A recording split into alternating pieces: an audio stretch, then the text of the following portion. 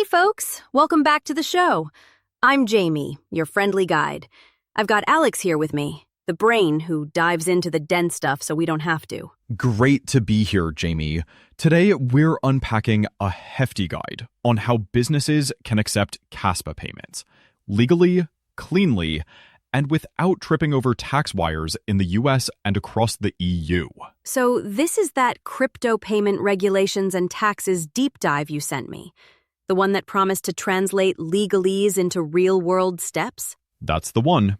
And heads up to our regulars, you already know what Kaspa is, so we'll keep that part super short and go straight to what actually matters when a business wants to take KAS at checkout. The wow moments today? Why a simple sale can count as two separate tax events in the US. How the EU's MiCA regime finally gives one license for all 27 member states. And the exact corporate tax numbers in Germany, France, Sweden, Spain, and Italy when you're ringing up a sale in KAS.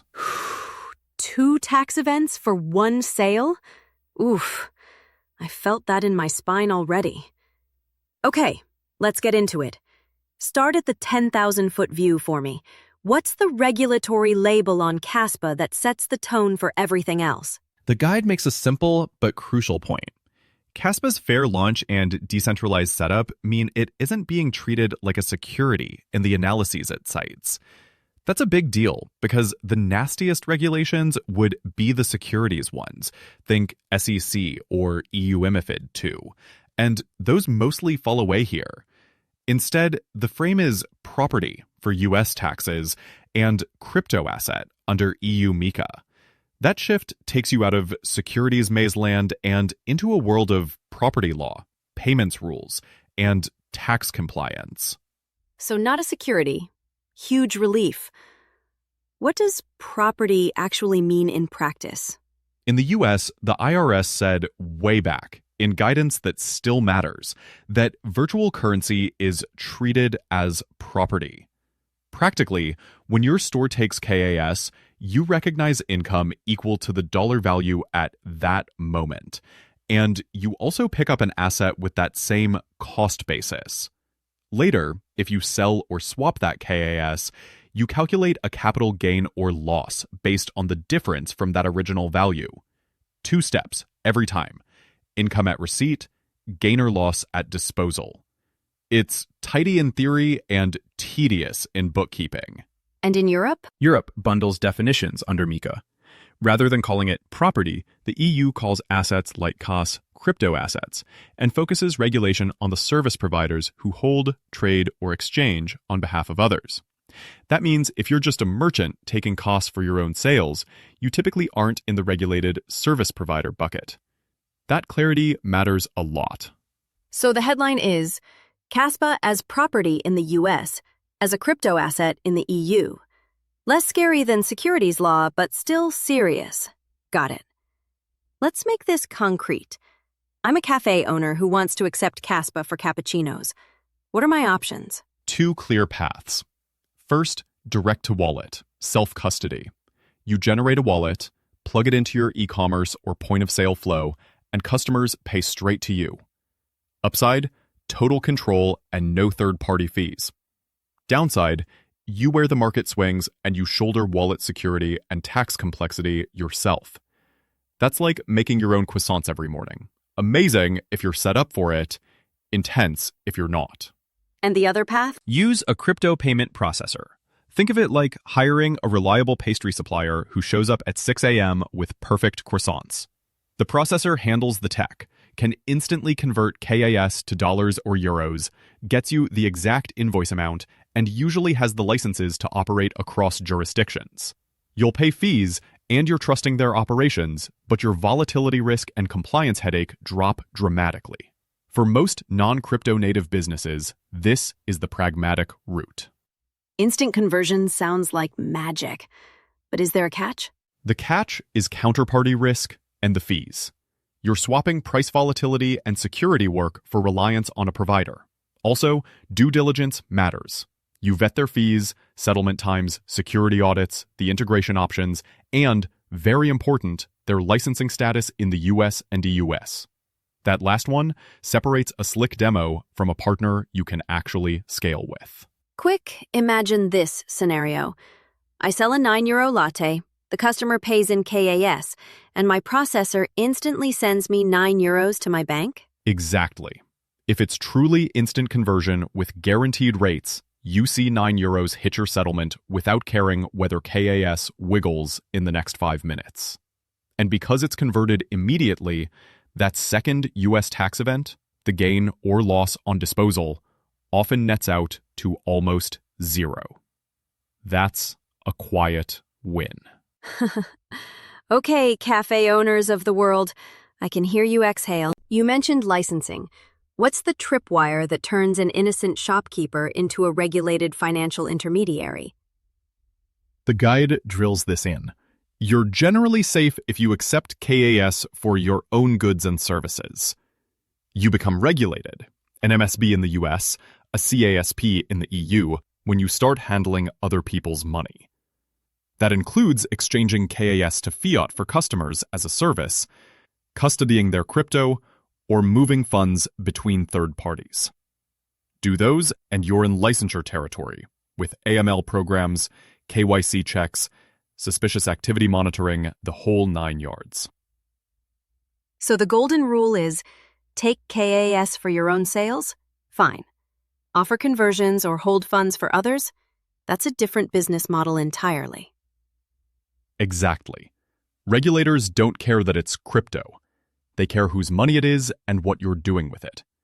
If you're touching third-party funds, you step into regulated financial services. That's why processors exist. They stand in that role and own those obligations, so the merchant doesn't have to. Give me a quick walkthrough. I run a guitar store. A customer wants a refund. I plan to convert their KAS to euros for them and send it back. Is that a trap? Potentially, yes. The moment you start converting or transmitting funds as a service, you risk entering the money transmitter zone. The safe play is to set a clear refund policy. Either refund in KAS to the same address or work through your licensed processor's refund flow so the financial intermediary piece stays with them. That approach keeps you squarely in merchant territory. Noted. Don't stumble into being a bank by accident. Let's zoom into the US. What does the federal layer look like? 2 big pillars. First, taxes. IRS treats crypto as property, which means every time you accept KAS, you record income equal to the fair market value in US dollars, to the minute if you can. That value becomes your cost basis. When you later sell or convert that KAS, you realize a capital gain or loss. 2 taxable events per sale: income at receipt, gain/loss at disposal. It's neat in a textbook and heavy in QuickBooks, which is why many merchants lean on processors or specialized crypto accounting software. Say the number again so it sticks. 2 taxable events per transaction. 2 taxable events per transaction. That repetition is intentional because it's the piece that shocks most first-timers. And the other federal pillar? FinCEN. If you cross into money transmission, exchanging or moving funds for others, you need to register as a money services business and run a full AML program with policies, a compliance officer, KYC checks, and suspicious activity reporting. For a regular merchant, the plan is to not cross that boundary. I've heard the states make things trickier. Tricky is polite. Most states have money transmitter license regimes, and definitions vary. One activity might be exempt in Colorado, but licensable in New York. New York's BIT license is famously rigorous. A true 50-state strategy requires either an army of lawyers or, more sanely, a partner already licensed across those states. That's a prime argument for using a compliant processor if you're selling nationwide. So even if I'm fine federally, I could be in hot water in one state. Precisely. The guide calls it a patchwork for a reason.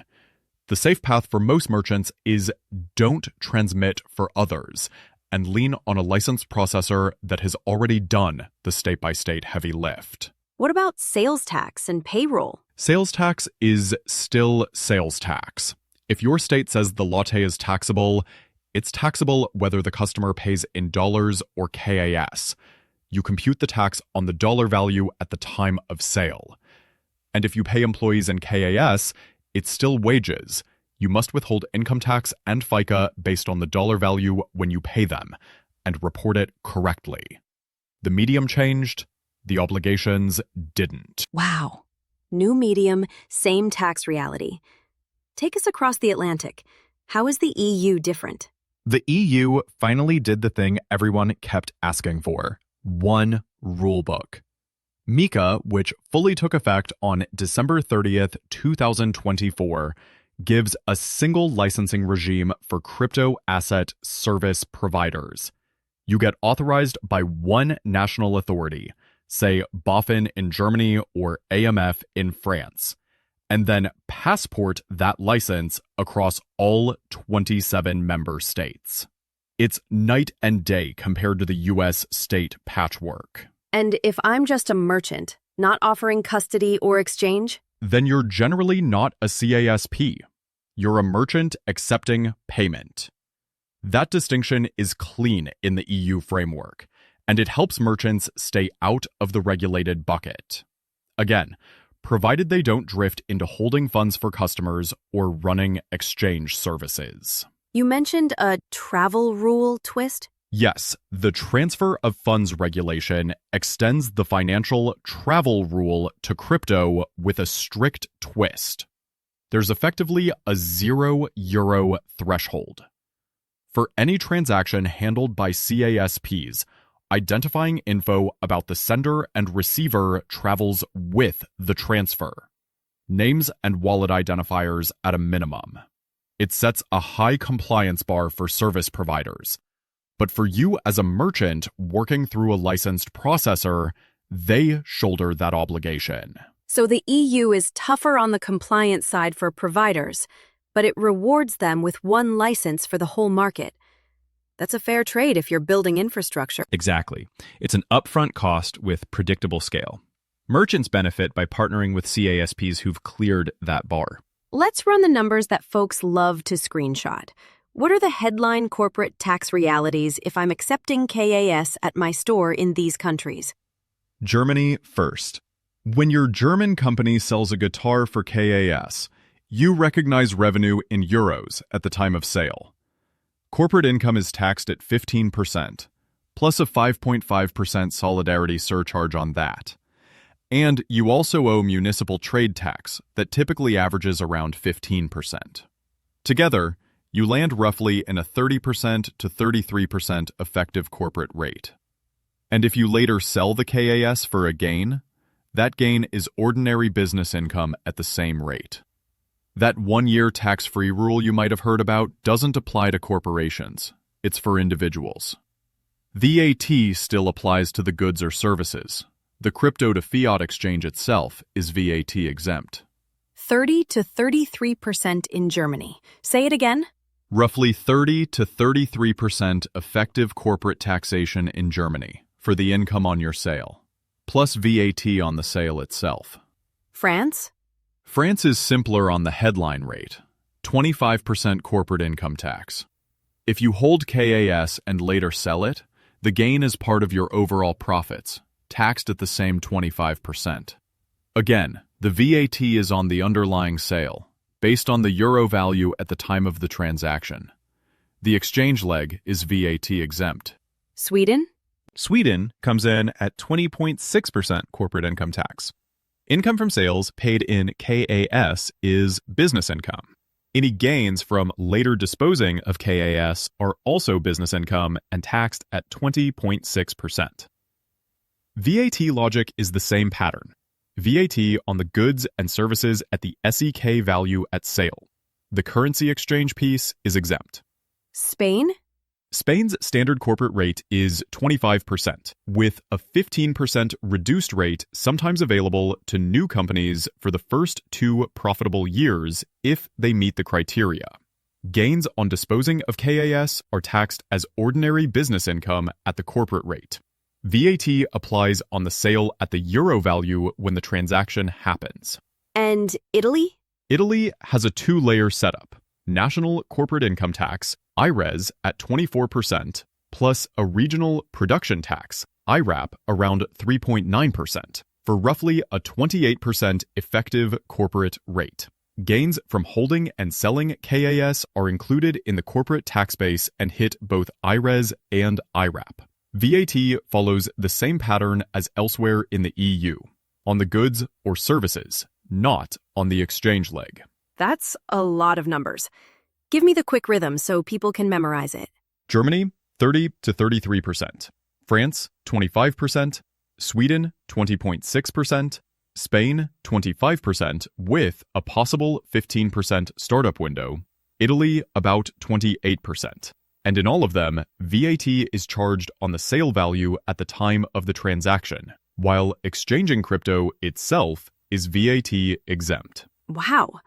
Sweden really is the standout at 20.6%. If I'm a business owner listening on my commute, what's my step-by-step? Don't just give me theory, give me the moves.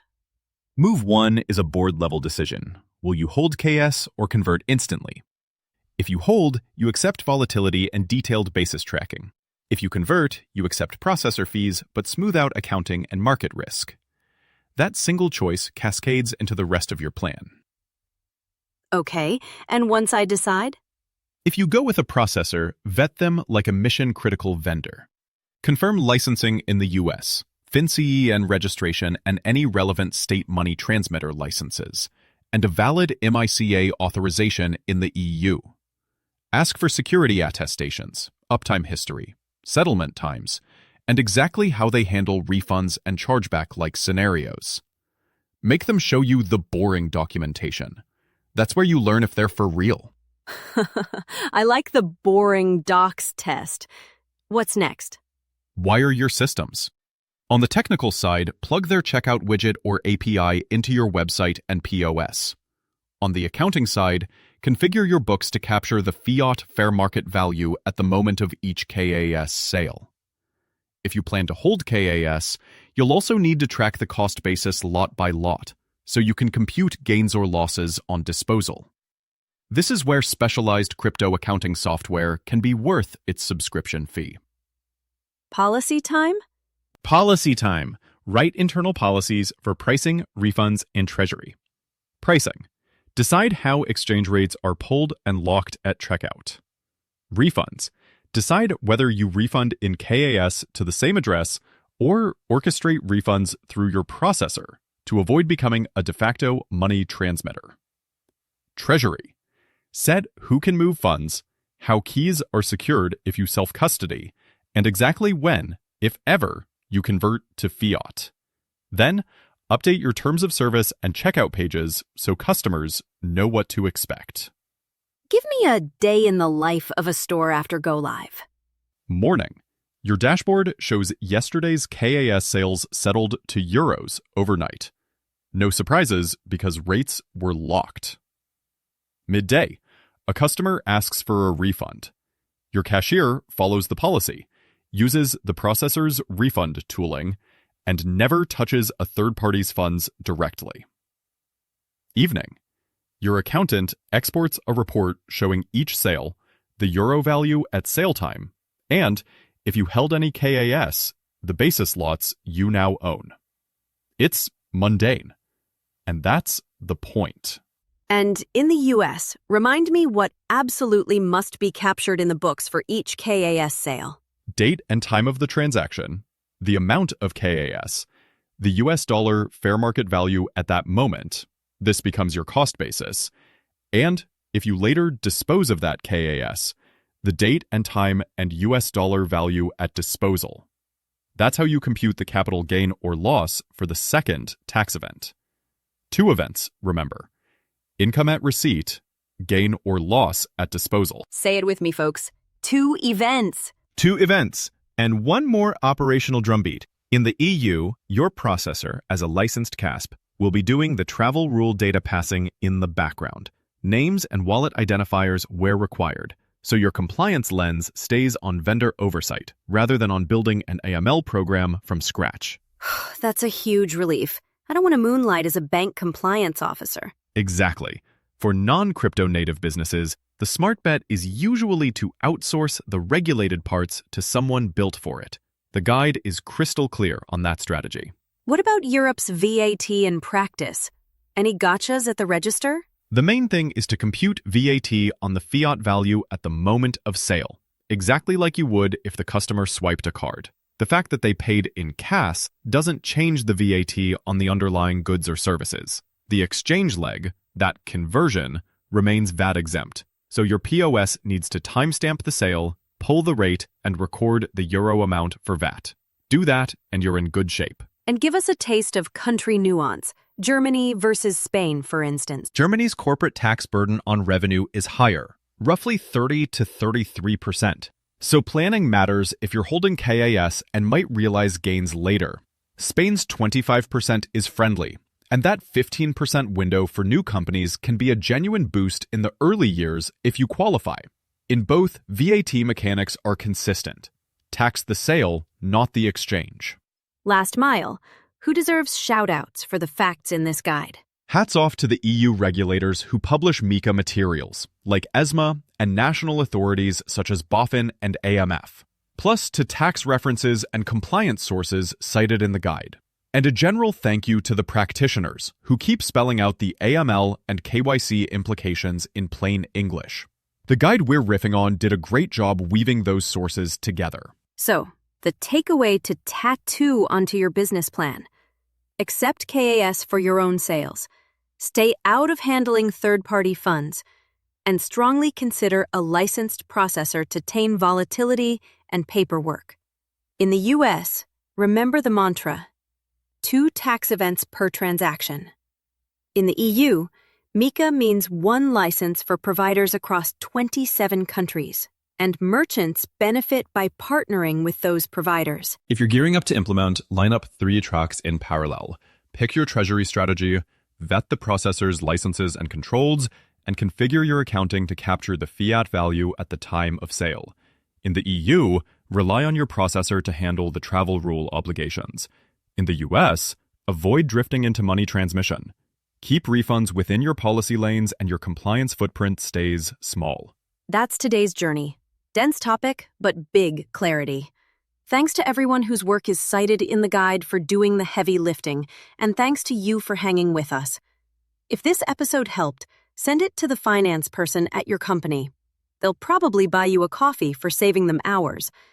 Maybe a KAS-paid coffee. May your settlements be predictable and your audits boring. We'll see you next time. Bye.